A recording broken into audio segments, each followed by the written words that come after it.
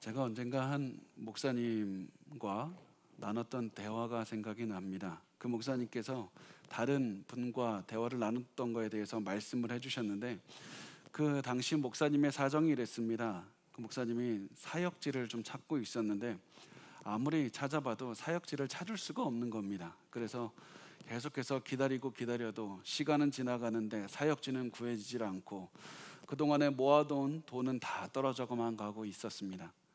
시간은 계속해서 지나가는데 마음이 너무나도 애가 타서 어떻게 해야 될지를 알지 못해서 다른 근처 목사님께 자신의 이런 어려운 상황을 얘기했다고 합니다.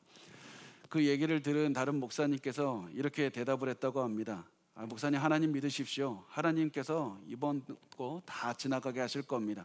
하나님 다 발견하게 하실 겁니다. 그러니까 내가 목사님 위해서 기도할 테니까 걱정 말고 힘내십시오. 이렇게 간단하게 이야기를 했다고 합니다. 분명히 이분은 진심으로 말씀을 한 것이었는데, 이 말씀이 진심인 것을 알면서도 듣는 목사님께서 굉장히 화가 났다고 합니다. 누가 하나님 믿으면 된다는 사실 모르나? 누가 이런 얘기 듣고 싶어서 이런 얘기를 했을까? 아니, 나를 무시하나? 이런 생각까지 들어서 분명히 좋은 의도로 했다는 것을 알면서도 이 말을 들었을 때 그냥 기분이 나빠서 그 자리를 나왔다고 합니다. 나중에 후회를 했다고 하시는 그런 말씀을 들었습니다. 사실 우리가 이 목사님의 이야기를 들으면서 남의 이야기 같지 않을 겁니다. 우리의 얘기 같을 겁니다. 왜냐하면 우리도 이 목사님과 같은 상황에 처할 때가 참 많기 때문입니다. 우리도 상황에 상관없이 어려움에 있어도 하나님을 믿어야 된다는 사실을 잘 알고 있습니다. 돈이 없어도, 몸이 아파도, 사람이 떠나가도, 내 환경이 좋지 않아도 하나님 믿어야 된다는 거 잘 알고 있습니다. 모르는 사람이 없습니다. 그런데 하나님 믿는 게 말처럼 쉽지는 않습니다. 굉장히 어려울 때가 있습니다. 또 우리가 하나님을 믿는 것을 더 어렵게 하는 것이 있는데, 내가 어려움을 처할 때 내가 왜 고난을 당하는지, 나는 열심히 살았을 뿐인데 나는 왜 이런 상황에 처했을까? 이런 상황이 이해가 되지 않을 때도 있고, 때로는 나보다 신앙생활도 열심히 하지 않고 열심히 살지도 않는 저 사람, 왜 저 사람은 고난이 없고 나는 이렇게 많을까? 예수를 믿지도 않으면서 저렇게 살아가는 사람은 나보다 평안하게 살아가는 것 같은데, 이런 마음이 들 때 굉장히 힘들어집니다. 어떻게 더 믿어야 될까? 어떻게 더 열심히 해야 될까? 이런 생각이 들면서 하나님께 기도하게 됩니다. 하나님, 내가 열심히 이렇게 살아가면서 열심히 믿었는데 나 같은 사람이 더 많은 고난을 당하는 건 불합리하지 않습니까? 하나님, 이거 잘못하시는 것 아닙니까? 하나님, 내가 무슨 잘못이 그렇게 많습니까? 이렇게 이야기를 할 때가 있습니다. 사실 이 질문이 그냥 우리만 하는 것이 아니라, 이 질문은 너무나도 중요하게도 성경에 있었던 그 하박국 선지자도 이런 비슷한 질문을 했습니다. 하박국 선지자도 우리와 똑같은 상황에 처했고 우리와 똑같은 생각을 가진, 우리와 똑같은 사람이었기 때문에 하박국 선지자도 똑같은 질문을 했습니다. 왜냐하면 하박국 선지자가 살았던 삶이 결코 쉽지 않았기 때문입니다. 그 선지자가 살았던 남유다 왕국은 자신이 생각해도 도저히 이해가 가지 않는 상황으로 가득했습니다. 일반 사람들은 하나님을 잃어버렸습니다. 하나님께서 주신 율법도 무시하면서 그냥 살아갔습니다. 온갖 폭력과 불법이 성행하는 그런 삶을 살았습니다. 이렇게 사람들이 잘못 살면 리더들이 나서서 이것을 잘된 길로 하나님의 뜻으로 인도해야 되는데, 리더들도 타락했습니다. 나라 전체가 엉망진창 같았습니다. 게다가 하나님을 믿는, 하나님을 잘 섬기는 사람은 고난을 당하고 악한 사람들은 잘 살아 보였습니다. 그래서 하박국 선지자는 하나님께 기도합니다. 하나님, 이 상황을 그냥 두고 보실 겁니까? 언제까지 내가 기도해야 됩니까? 하나님, 무엇이라도 하셔야 되는 것 아닙니까? 제가 언제까지 기도하면서 기다려야 됩니까? 왜 내 기도 듣지 않으십니까? 어떤 한 설교자는 이렇게까지 생각합니다. 하나님, 하박국 선지자가 하늘을 향해서 주먹을 휘두르면서 하나님, 어떻게 이런 일이 가능합니까? 이렇게까지 기도했을 것이라고 생각을 할 정도로 하박국은 소리를 목이 터져라 이렇게 외쳤습니다. 그때 하나님께서는 응답하셨습니다. 나도 이스라엘에 있는 모든 악한 일들을 잘 알고 있다. 그래서 하나님께서는 이스라엘에 있는 일들을 그냥 버려두는 것이 아니라 이미 일을 하고 계시는데, 저 멀리에 있는 바벨론을 이렇게 세우셔서 이스라엘을 치실 것이다. 하나님은 바벨론의 군대를 사용해서 예루살렘에 있는 사람들을 처벌할 것이고 하나님의 정의를 실천할 것이다 라고 말씀을 하셨습니다. 그런데 이 얘기를 듣는 하박국은 더 놀랐습니다. 그런 일이 있어서는 안 됩니다. 하나님, 약으로 처방하신 게 본래 질병보다 더 악하지 않습니까? 이런 일들이 어떻게 일어납니까? 바벨론이 그 어떠한 민족보다 잔인하고 악한 민족이 아닙니까? 이스라엘이 아무리 잘못 살아도 바벨론보다는 잘 삽니다. 그런데 어떻게 하나님께서는 저렇게 악한 사람들을 사용하셔서 더 선한 사람들을 처벌하실 수가 있습니까? 이게 옳습니까? 하나님 합리적인 겁니까? 이게 말이 된다고 생각하십니까? 하나님 잘못하시는 것 아닙니까? 이렇게 기도를 했습니다. 하박국의 기도를 우리 시대의 말로 옮기면 이런 말입니다. 하나님, 알겠습니다. 나도 내가 죄 많이 지은 거 나도 알겠습니다. 그렇다고 해서 나보다 훨씬 더 악하게 살아가는 저 사람이 나보다 성공하는 것, 저 사람이 나보다 앞서가는 것, 저 사람이 나보다 잘 사는 것은 그것은 잘못되지 않았습니까? 나보다 게으르게 산 저 사람은 최소한 나보다 못 살아야 되는 것 아닙니까? 내가 저 사람보다 못 사는 게 불합리하지 않습니까? 하나님, 어떻게 이런 불합리한 것을 보고 가만히 있을 수 있습니까? 사실 우리가 이렇게 이야기를 하지만 하나님께서는 매일 불의와 불합리를 매일매일 바라보면서 살고 계십니다. 세상에서 우리가 바라보지 못하는 곳에서 일어나는 살인, 성폭행, 그런 폭행과 모든 악한 것들도 다 보고 계십니다. 또 그것뿐만 아니라 우리 마음속에서 벌어지는 모든 악한 생각, 추악한 욕망, 이런 것들을 바라보시면서도 우리를 처벌하지 않고 계십니다. 참으십니다. 매일 우리가 남을 속이고 매일 우리가 남을 욕하는 마음을 가져서 우리가 당연히 하나님의 처벌을 받는 것이 당연할 때에도 하나님은 우리를 처벌하지 않고 참으십니다. 그런데 우리는 이런 하나님을 보고 하나님 정의롭지 못합니다, 불의합니다, 빨리 나를 처벌하십시오 라고 이야기를 하지 않습니다. 그렇지만 우리는 우리의 삶에서 내가 받은 처우가 조금이라도 부당하다고 느끼면 하나님께 따집니다. 하나님, 어떻게 이런 일이 가능합니까? 하나님, 빨리 하나님 정의를 실천하십시오. 여러분, 그러나 우리가 어떠한 때이든지 반드시 기억해야 됩니다. 하나님 앞에 우리 모두가 다 심판대 앞에 서는 날이 올 것이고 하나님께서는 우리의 삶을 다 보시고 심판하실 것입니다. 그리고 예수 그리스도를 믿는 자들은 하나님의 그 은혜에 따라 천국으로 보내지게 되고, 예수를 믿지 않는 자들은 그의 삶에 따라서 하나님께서 또한 영원한 그 고통에 처하게 된다는 사실입니다. 하나님께서는 하나님의 정의를 어쨌든 간에 하나님의 원하시는 때, 하나님의 때에 실천하신다는 사실을 기억하고 계셨으면 좋겠습니다. 그런데 이 하박국은 아무리 생각해도 이 상황이 이해가 가지 않았습니다. 하나님, 어떻게 이럴 수가 있습니까? 이런 마음을 가지고 하박국은 결국에서는 높은 성벽 위로 올라갑니다. 하나님의 응답을 기다립니다.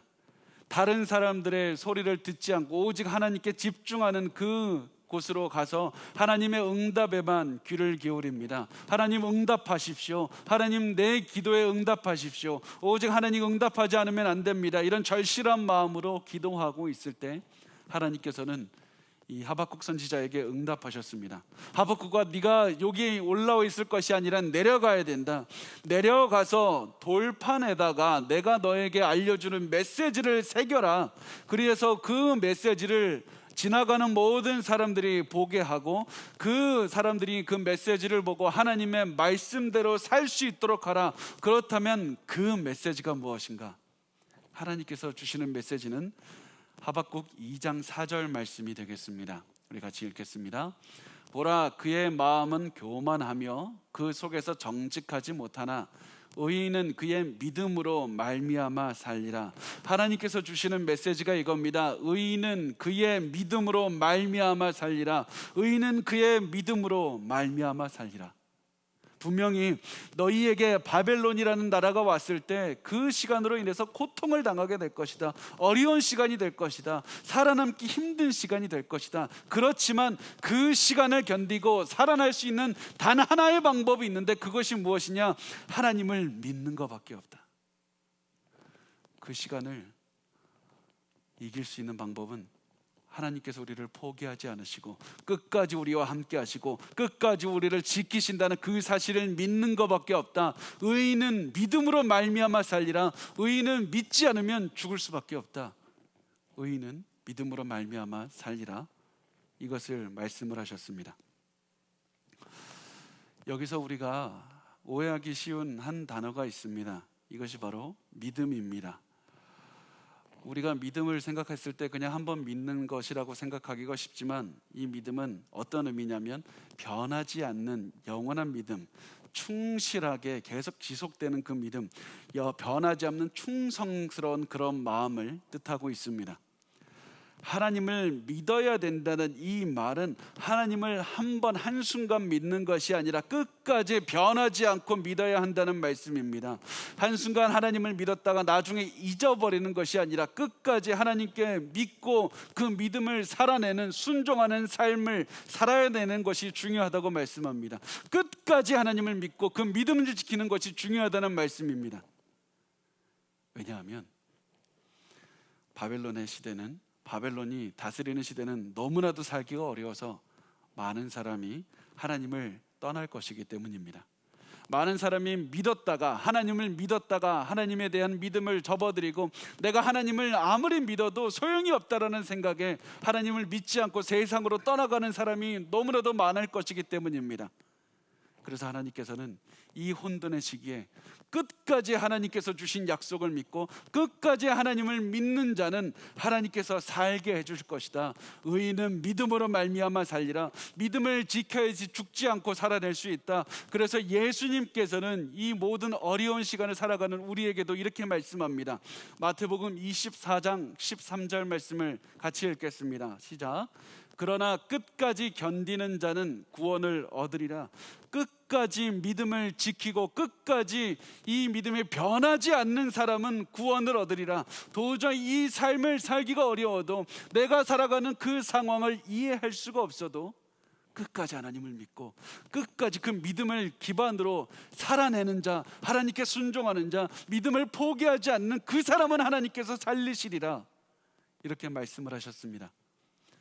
그래서 바울은 하박국의 이 구절을 인용하면서 이렇게 말을 합니다. 로마서 1장 17절 말씀 같이 읽겠습니다. 복음에는 하나님의 의가 나타나서 믿음으로 믿음에 이르게 하나니 기록된 바 오직 의인은 믿음으로 말미암아 살리라 함과 같으니라. 바울이 말하는 의롭다는 말은 완벽한 삶을 살아야 된다, 이런 얘기가 아닙니다. 의로운 사람은 하나님, 오직 예수 그리스도, 완벽한 예수 그리스도를 믿는 사람을 의미합니다. 그런데 이 예수 그리스도를 한순간만 믿는 것이 아니라 믿음으로 믿음에 이르게 한다, 이렇게 말씀을 합니다. 믿음으로 믿음에 이르게 한다는 말은 예수 그리스도를 믿음으로 우리가 의롭게 되고 그 의롭게 되는 것의 시작점이 될 뿐만 아니라 계속해서 예수를 믿는 삶을 살아내야만 된다는 것입니다. 하나님 앞에 의로운 자는 끝까지 믿음이 변하지 않는 자다. 우리가 어려운 시기를 살아내고 생존하는 유일한 방법은 계속해서 예수를 믿고 살아내는 것밖에 없습니다. 우리가 믿음을 잃어버리면 죽는다는 그런 절박한 마음으로 예수를 믿는 것밖에 없습니다. 끝까지 믿음을 지키시기 바랍니다. 그런데 여러분, 오해하지 마십시오.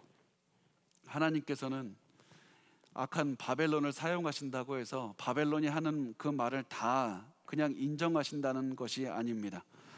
하나님께서 바벨론을 사용하신다고 해서 바벨론이 하는 것 다 인정하신다는 것이 아니라 바벨론을 포함한 모든 민족들이 하나님의 정의의 심판대에 설 날이 올 것이라는 것을 말씀합니다.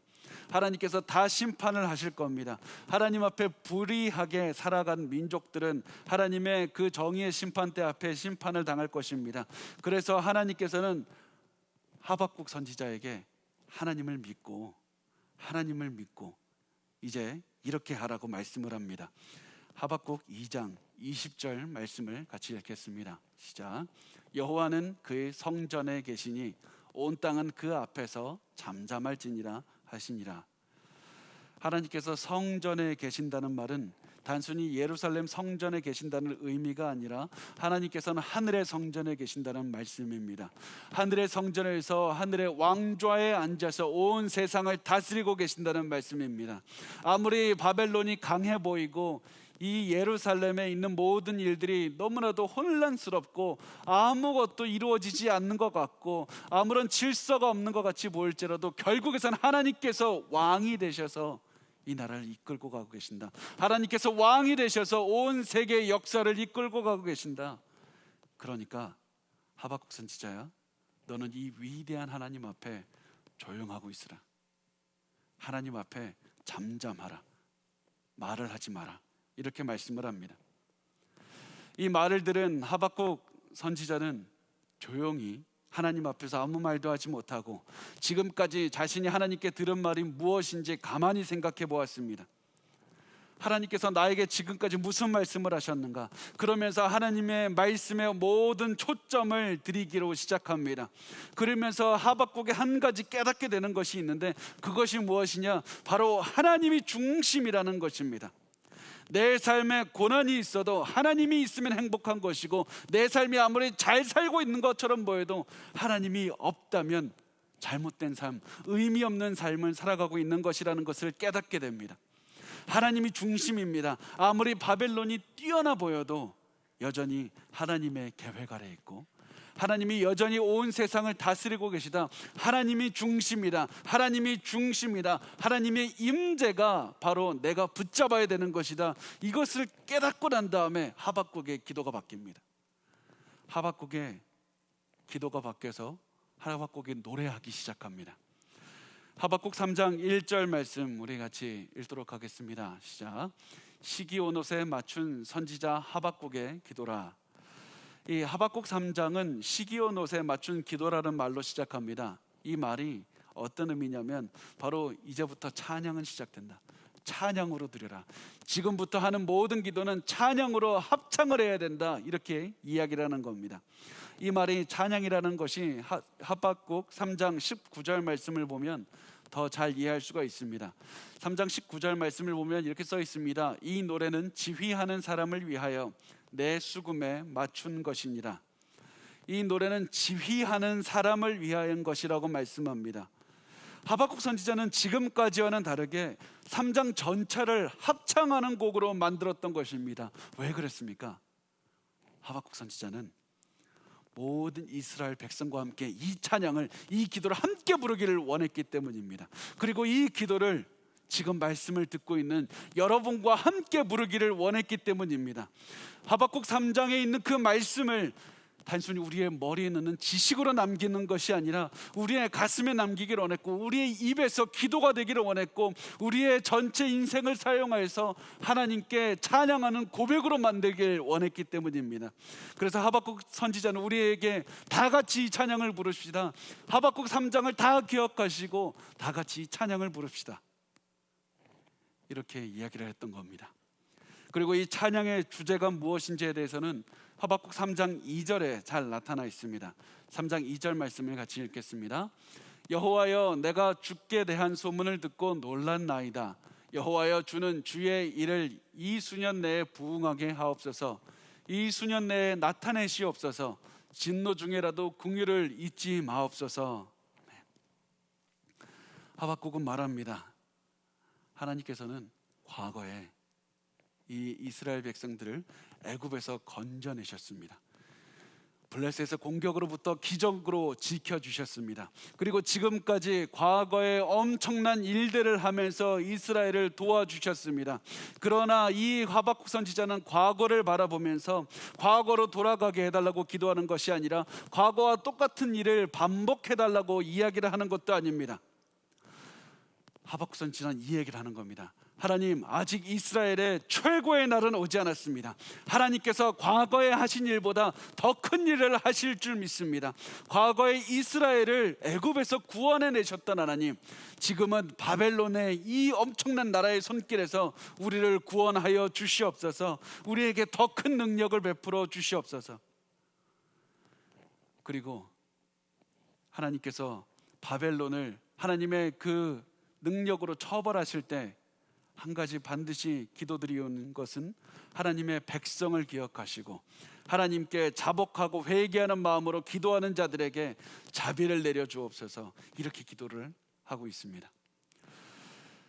이 하박국 선지자가 하나님의 그 기도하는 자들에게 긍휼을 내려달라고 이렇게 기도하는데, 이 긍휼이라는 단어는 히브리어로 여성의 자궁을 뜻하는 단어에서 왔습니다. 여성의 자궁이 무엇입니까? 모성의 근본입니다. 사랑의 결정체입니다. 하나님께 이 긍휼을 베풀어 달라는 이 말은 하나님의 사랑 안에 있는 우리를 기억하소서, 하나님의 사랑 안에 머물고 있는 우리를 기억하소서, 하나님의 사랑하는 백성을 기억해 달라는 이런 기도였습니다. 이렇게 하박국 선지자는 기도하고 나서 하박국 3장 3절부터 15절까지 이 과거로부터 역사하셨던 하나님을 찬양합니다. 하나님께서는 이스라엘이 고난을 당할 때마다 나타나셔서 구원해 주셨습니다. 하나님이 나타나셨다는 것은 하나님의 임재가 있었다는 것을 말씀하고 있습니다.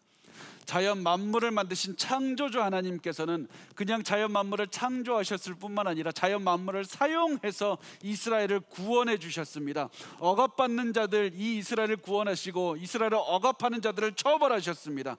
창조주 하나님은 우리의 전사가 되셔서 우리를 대신해서 싸워주셨습니다. 그리고 그 하나님께서는 오늘도 우리를 위해서 매일매일 싸워주시고, 창조주 하나님께서는 우리를 위해서 오늘도 새로운 하루를 창조하시고 새로운 현실을 창조하셔서 우리를 이끌고 계십니다. 우리가 매일매일 체험하는 그 삶은 그냥 우연히 우리에게 주어진 삶이 아니라 창조주 하나님께서 우리를 위해서 창조하신 아름다운 하루라는 사실입니다. 우리가 그래서 오늘도 하나님 안에서 희망을 잊고 소망을 가지고 살아갈 수 있는 이유가 됩니다. 그 하나님, 창조주 하나님의 임재를 체험하는 것, 임재가 바로 우리의 능력이고 구원의 힘이라는 사실입니다. 이 위대한 하나님의 임재가 하나님의 그 이스라엘과 지금도 함께하고 계시고 이스라엘을 구원하셨고 지금도 하박국 선지자 앞에 있다는 이 사실을 깨닫게 됩니다. 창조주 하나님께서 지금 나의 앞에 임재하고 계시다, 이스라엘과 동행하고 계시다, 이 사실을 깨닫자 하박국은 두려움에 떨게 됩니다. 이 말씀에 대해서 하박국 3장 16절에서 말씀을 하는데, 제가 이 말씀이 좀 이해하기 어려워서 쉬운 성경으로 제가 가져왔습니다. 우리 같이 이 말씀을 읽도록 하겠습니다. 시작. 이 모든 것을 들으니 내 몸이 떨립니다. 그 소리를 들으니 내 입술이 떨립니다. 내 뼈에 힘이 빠지고 다리가 후들거립니다. 그러나 나는 우리를 치러 오는 백성에게 닥칠 재앙의 날을 참고 기다리겠습니다. 지금 하박국이 이렇게 얘기를 하는 겁니다. 내 몸이 떨립니다. 실제로 몸이 하나님의 임재 때문에 두려워서 벌벌 떨고 있다는 것을 말씀하고 있습니다. 내 심장이 고동칩니다. 입술과 뼈와 다리가 부들부들 떨려옵니다. 내 몸이 떨린다는 말은 도저히 참을 수 없는 그런 두려움에, 슬픔에 울게 되었다는 말입니다. 뼈에 힘이 없다는 말은 내 몸 전체가 약해졌습니다. 다리가 후들거린다는 말은 제대로 걷지를 못해서 이렇게 갈지자로 걷게 된다는 그런 말입니다. 하나님의 두려운 거룩한 임재를 체험한 사람은 이런 모습을 가질 수밖에 없습니다. 분명히 하나님은 우리를 사랑하시는 분이지만 온 천지를 창조하신 위대한 하나님이기 때문에 그 하나님 앞에 선 사람은 너무나도 두려워할 수밖에 없습니다. 그런데 그 하나님의 임재가 얼마나 두려운지를 깨달은 사람은 동시에 담대함이 생깁니다.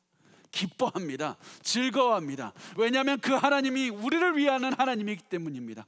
그 하나님이 우리를 지켜주시는 하나님이기 때문입니다. 그래서 위대한 하나님의 임재, 우리와 동행하시는 하나님을 체험한 사람은 더 이상 바벨론과 같은 인간 때문에 두려워하지 않습니다. 어떠한 고난이 와도 두려워하지 않습니다. 고난을 담대하게 넘어갈 수 있는 힘을 얻게 됩니다. 왜냐하면 그 하나님의 임재가 우리를 떠나지 않기 때문입니다. 우리를 포기하지 않고 우리를 버리지 않기 때문입니다. 그래서 하박국은 이렇게 말합니다. 환난이 오더라도 나는 하나님을 믿고 기다리겠습니다. 아무리 삶이 어려워도 바벨론과 같은 민족이 우리를 치러 온더라도 나는 가만히 기다릴 것입니다. 왜냐하면 과거에 우리를 지켜주셨던 하나님께서 우리와 오늘도 함께하고 계시고 미래에도 하나님께서 함께하고 계실 것이기 때문입니다. 그래서 아무리 악한 자가 이 땅을 지배하고 있다고 해도 하나님께서 나와 함께하시고 우리 민족과 동행하시기 때문에 나는 절대로 두려워하지 않을 것입니다. 그래서 하나님의 임재로 모든 시선을 다 돌리게 됩니다. 이것이 중요했습니다. 이것이 중요합니다. 하박국은 하나님이 계시다는 그 사실 때문에 안심할 수 있었고 기뻐할 수 있었습니다. 모든 시선을 이제는 하나님의 임재, 하나님과 동행하는 것으로 맞추게 됩니다.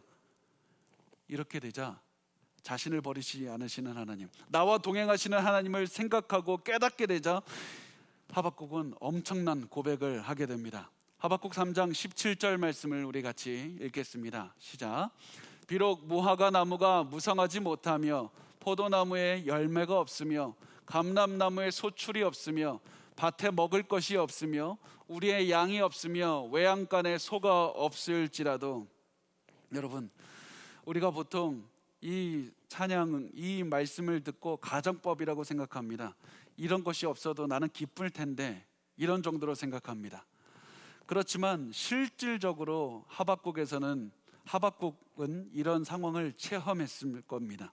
왜냐하면 바벨론 군대는 실질적으로 모든 것들을 죽이는 그런 군대였기 때문이었습니다. 바벨론 군대는 굉장히 포악하고 잔인하기로 유명했습니다. 바벨론 군대가 가는 곳마다 사람을 죽였을 뿐만 아니라 동물들도 죽였고 나무까지 다 생명체라면 모든 생명체를 다 없앴던 걸로 유명했습니다. 그래서 바벨론 군대는 하박국 선지자가 말한 이 모든 것들을 다 없앴을 겁니다.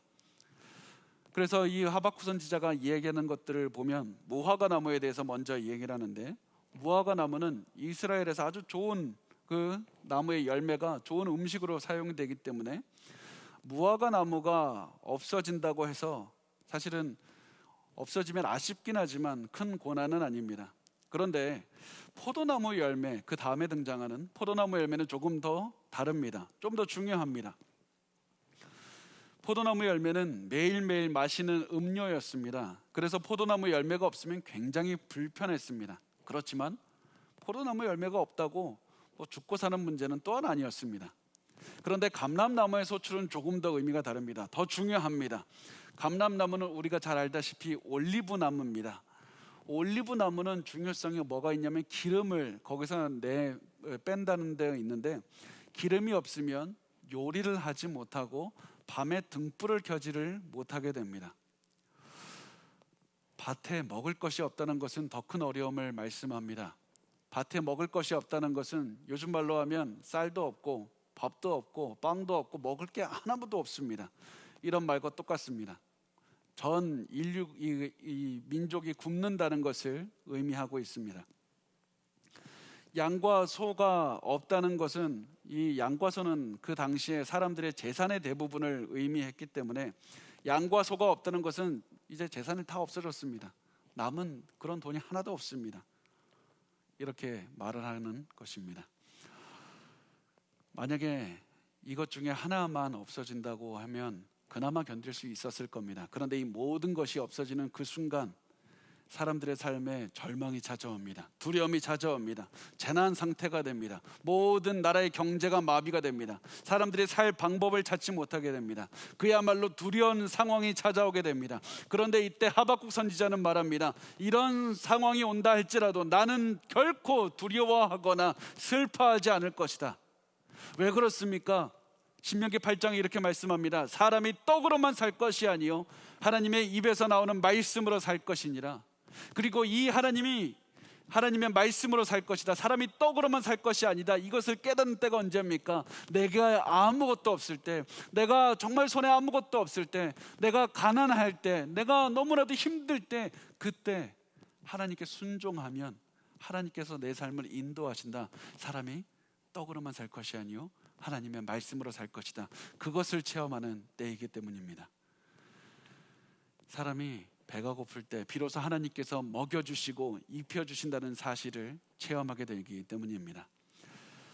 그래서 하박국 선지자는 3장 18절 말씀에 계속해서 이렇게 말합니다. 우리 같이 읽겠습니다. 나는 여호와로 말미암아 즐거워하며 나의 구원의 하나님으로 말미암아 기뻐하리로다. 이스라엘이 아무리 큰 고난을 겪는다고 하더라도 나는 구원의 하나님께 끝까지 남아있을 것이다. 세상이 내게 주는 그 즐거움을 다 빼앗아 간다 하더라도, 세상이 혹 내 생명까지 빼앗아 간다 하더라도 나는 하나님 안에서 기뻐할 것이다. 나는 하나님 안에서 기뻐할 것이다. 이것을 통해서 하박국은 한 가지 결심을 하게 됩니다. 마치 이런 것과 같습니다. 요즘 말로 하면 나는 인생의 피해자가 되지 않을 것이다. 내 인생에 아무리 큰 고난이 와도 나는 인생의 피해자로 삼지 않을 것이다. 나는 인생의 승리자가 될 것이고 인생에서 생존자가 될 것이다. 그런데 우리가 승리하고 생존하기 위해서 우리가 보통 하는 것이 무엇입니까? 내가 더욱더 마음을 단단하게 해야 돼. 내가 더욱더 강한 결심을 해야 되겠다. 이제 내가 정신력을 더욱더 세워야 되겠다. 내가 굳은 의지와 결단을 가져야 되겠다. 이렇게 생각을 합니다. 그렇지만 하박국은 내가 인생의 승리자와 생존하기 위해서 나의 마음을 단단하게 했던 것이 아니었습니다. 내 마음을 단단하게 하면 결국 무너질 수밖에 없습니다. 하박국이 승리하기 위해서 했던 단 한 가지는 하나님을 무엇보다도 높이는 것이었습니다. 하박국은 자기의 인생에 살아남기 위해서 하나님을 높였습니다. 생존하기 위해서 하나님을 높였습니다. 내가 살아가는 유일한 방법은 하나님을 높이는 것밖에 없다고 그것을 결론을 내리고 하나님을 찬양했습니다. 끝까지 하나님을 믿는 자만 구원을 얻으리라. 의인은 믿음으로 말미암아 살리라. 의인은 믿음으로 말미암아 살리라. 아무리 바벨론이 강해도 하나님은 여전히 왕으로 이 땅을 다스리고 계시고, 내가 살아가는 유일한 방법은 하나님을 찬양하고 하나님을 사랑하는 것. 내 삶에 아무리 최악의 상황이 온다고 할지라도 나는 결코 하나님을 떠나지 않고 하나님을 믿는 것을 그만두지 아니하리라. 이렇게 얘기를 합니다. 하박국 3장 19절 말씀을 우리 같이 읽겠습니다. 시작. 주 여호와는 나의 힘이시라. 나의 발을 사슴과 같게 하사 나를 나의 높은 곳으로 다니게 하시리로다. 이 노래는 지휘하는 사람을 위하여 내 수금에 맞춘 것이니라. 주 여호와는 내 힘이 되셔서 바벨론이 아무리 강한 군대를 데리고 와도 하나님께서는 나를 지켜주실 것이다. 하나님 나를 지켜주실 것이다. 여기에서 한 걸음 더 나아가서 하박국은 말합니다. 하나님께서는 나의 발을 사슴과 같게 하사 나를 나의 높은 곳으로 다니게 하시리로다. 하박국이 나의 발을 사슴과 같게 하셔서 하나님께서 나를 나의 높은 곳으로 다니게 하신다. 갑자기 왜 이런 고백을 하게 될까요? 이해가 가지 않습니다. 사실 이 말은 다윗이 시편 18편에 한 이 찬양을 인용하면서 한 말입니다. 그렇다면 다윗이 한 찬양이 얼마나 많은데 굳이 시편 18편에 그 18편 중에서도 나의 발을 사슴과 같게 하사 이것을 인용하는 이유가 도대체 무엇입니까? 이것을 한번 보면 시편 18편은 다윗이 사울을 피해서 사막으로 도망갔을 때 쓴 시였습니다. 그리고 시편 18편 33절의 말씀을 이렇게 찬양하게 됩니다. 우리 같이 읽겠습니다. 나의 발을 암사슴 발 같게 하시며 나를 나의 높은 곳에 세우시며, 이렇게 다윗은 찬양합니다. 여기서 암사슴으로 번역한 히브리어가 아얄라라는 단어입니다. 아얄라라는 단어인데 정확하게는 사슴을 가리킵니다. 그런데 이 ISBE라는 그 성경 사전을 보면 우리 보수적인 우리 학자들과 목회자들이 사용하는 이 ISBE라는 성경 사전을 보면 구약 시대 사람들은 이 단어를 아이벡스라고 불리는 산에서 사는 염소를 지칭하는 말로도 썼다고 그렇게 표현을 하고 있습니다. 아이벡스라고 말하는 산염소와 이 산염소도 이 단어로 썼다고 이야기를 합니다.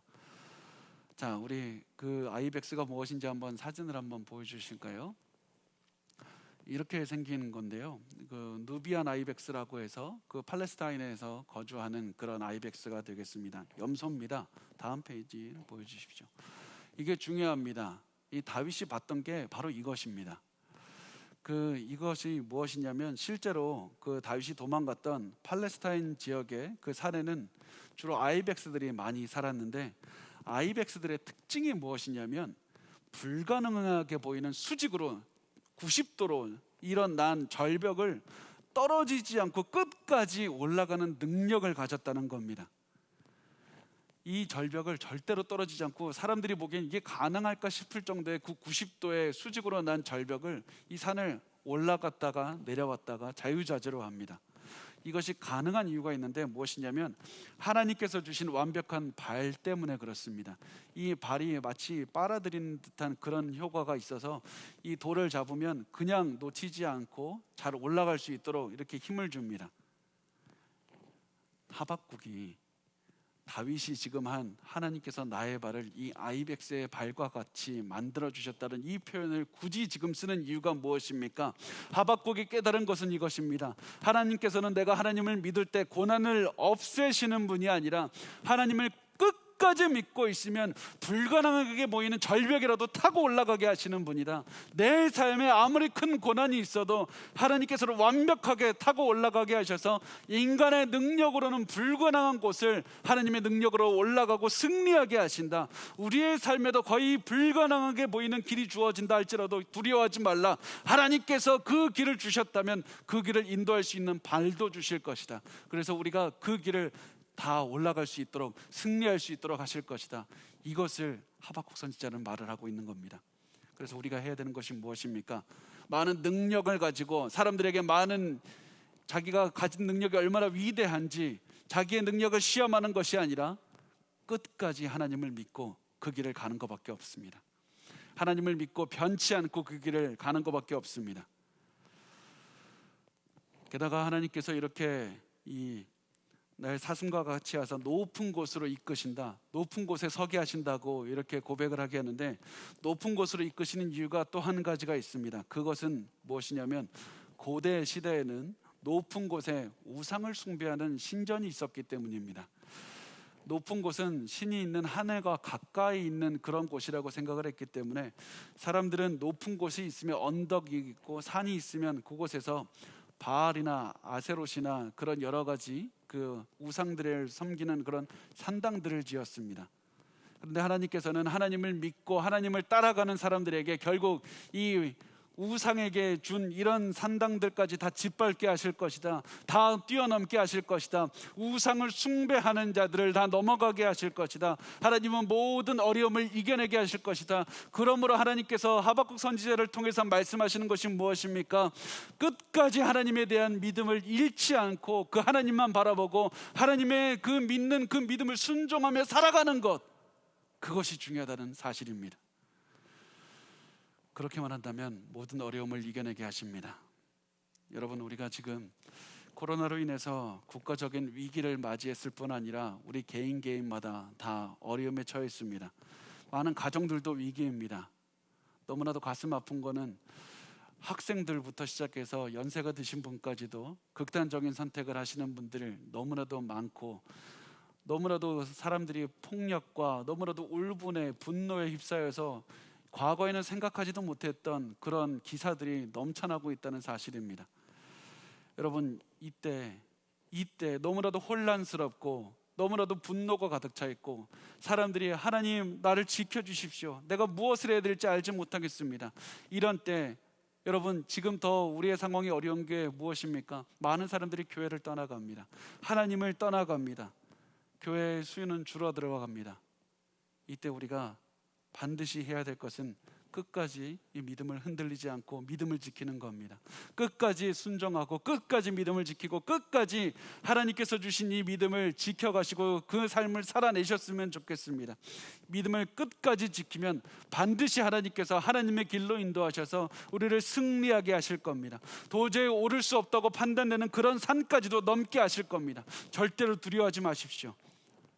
여러분, 하나님께서 어제 우리를 지켜주실 수 있었으면 오늘도 우리를 지키실 수 있습니다. 그래서 우리가 해야 될 것은 어제 우리를 지켜주신 하나님을 바라보고 그 눈으로 오늘 하루를 바라보기만 하면 되는 겁니다. 우리가 여기에서 그 하나님을 바라보기만 한다면 우리의 모든 어려움은 이겨낼 수가 있습니다. 우리 끝까지 하나님을 믿고 끝까지 하나님을 순종하는 삶을 살았으면 좋겠습니다. 우리 하박국 선지자가 말했던 것처럼 우리 다 같이 이 하나님을 찬양하고 이 믿음을 지켜가는 그런 삶을 살아냈으면 좋겠습니다. 우리가 그렇게 끝까지 하나님을 믿고 살아간다면 하나님의 구원하시는 능력을 체험하게 될 것입니다. 그리고 지금 하나님을 믿을 때 지금이 바로 하나님의 능력을 체험하는 바로 그때가 됩니다. 하나님의 기적을 지금 체험하실 수 있을 것입니다. 그래서 우리 그 하나님을 믿고 그 믿음을 변치 않도록 우리가 끝까지 믿음 지켜주셨으면 좋겠습니다.